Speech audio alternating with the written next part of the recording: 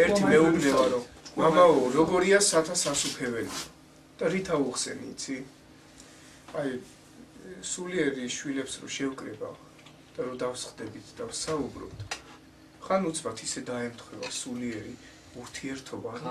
ჩვენთვის იქ არის უცბად სამოთხე და იშვებს სული გიხარი იშვება ხდება მე ვეუბნევი ასეთ რამეს ყველას აი ხლა ერთად რო ვართ როგორ ვძნობთ თავს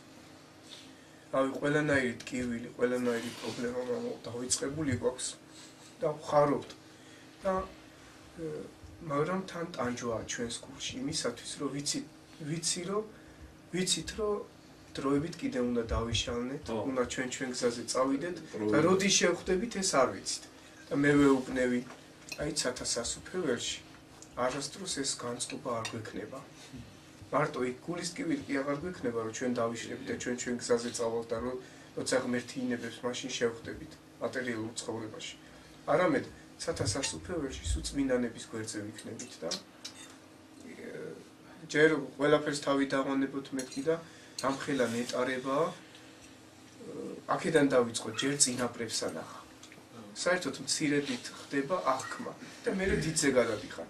ჯერ წინაპრებს შეხვდები თამარ მეფეს ნახავ დავით აღმაშენებელს ვახტანგ გორგასაც ქეთევან დედოფალს